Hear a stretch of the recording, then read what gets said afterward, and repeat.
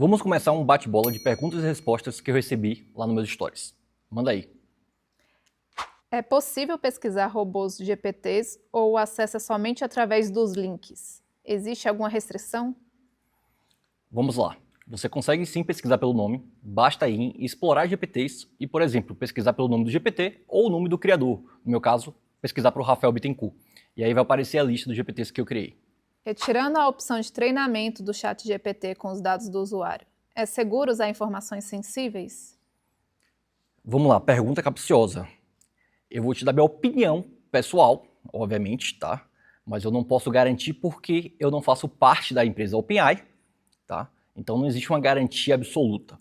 Porém, olhando que a OpenAI tem clientes como a PwC, que é a maior empresa do mundo de auditoria e consultoria, tem clientes na área governamental do governo americano, eu acredito veemente de que a empresa não vazaria seus dados e não utilizaria seus dados de treinamento se essa opção estivesse desabilitada. Eu não posso garantir, obviamente, isso se trata de uma questão de confiança.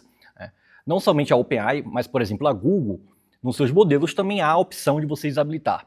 Uma das ferramentas da Google, por exemplo, o Notebook LM, a Google informa que seus dados utilizados não serão utilizados pela empresa para treinar os modelos. Então, no final, trata-se de uma questão de confiança. E por esse motivo, inclusive, é que eu não recomendo você colocar um terceiro intermediário. Por exemplo, existem muitas plataformas que talvez ofereçam a vantagem de você ter acesso a diferentes modelos ao mesmo tempo, né? Só que você acrescenta mais uma empresa aí, mais uma organização nessa cadeia de confiança, ou seja, seus dados vão passar por essa empresa e depois ser enviado para uma Google, para uma OpenAI. Então essa é uma opinião pessoal minha. Qual a diferença de usar o oráculo no GPT pago e no gratuito? Em termos de funcionalidades, nenhuma. Por quê?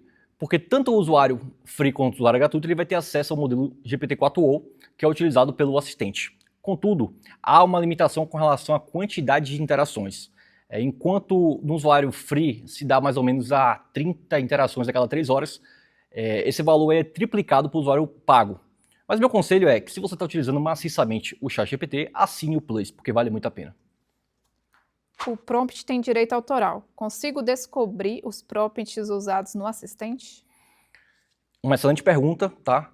E essa é um tema no direito que vai ser, digamos assim, alvo de muitos debates. Eu advogo para que prompts mais elaborados e criação de assistentes, por exemplo, eles devem ser sim protegidos por direito autoral, né? Por propriedade intelectual, porque se trata de uma criação humana, né?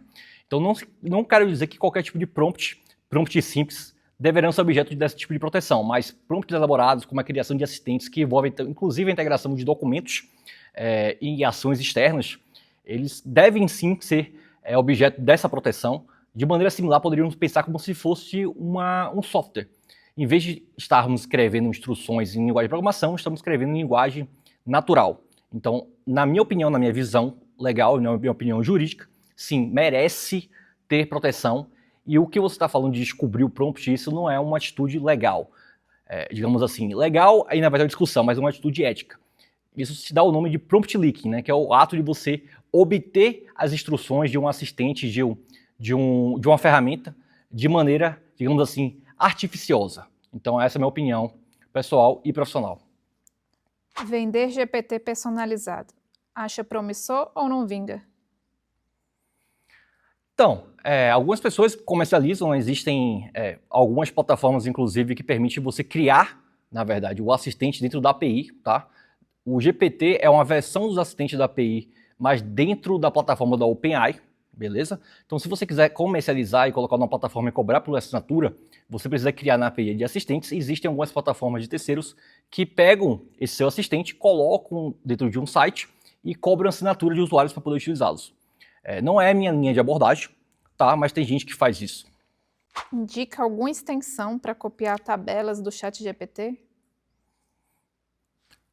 A primeira coisa é entender que o ChatGPT, quando ele gera tabelas, ele utiliza a notação Markdown para aquela tabela, ok?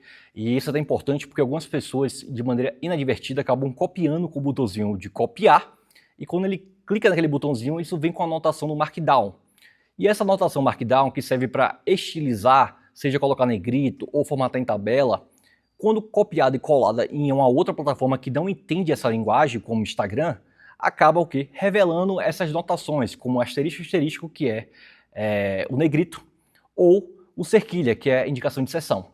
Então, minha sugestão é que você copie, selecione o texto diretamente do ChatGPT, inclusive com a tabela, e copie e cole do Word, que usualmente funciona, que ele já vem com a formatação e traz a tabela já formatada no Word. Então experimente fazer isso. No oráculo jurídico, posso usá-lo para estudar conteúdos de direito ou ele é focado para a parte prática?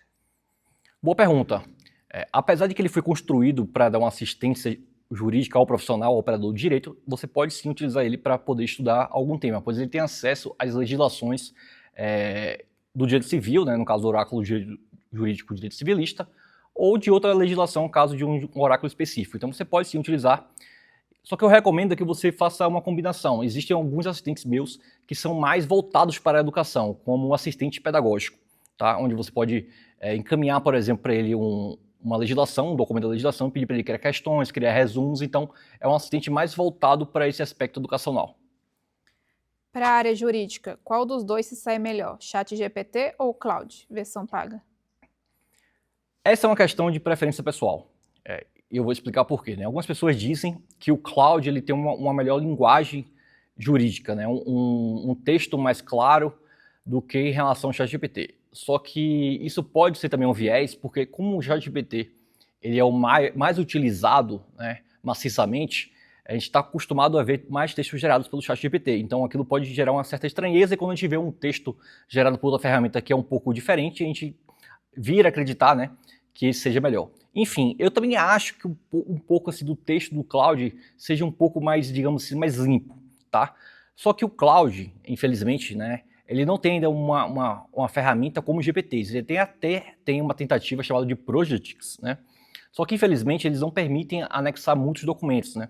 Porque ele não faz busca focada nesses documentos, não faz uma busca semântica de trechos. Ele inclui todos os documentos que você adiciona como uma janela de contexto. E como ele tem uma janela de contexto de 240 mil tokens, né? Isso quer dizer que se você colocar um assistente nesse project e colocar uma legislação, todo o seu limite já vai embora.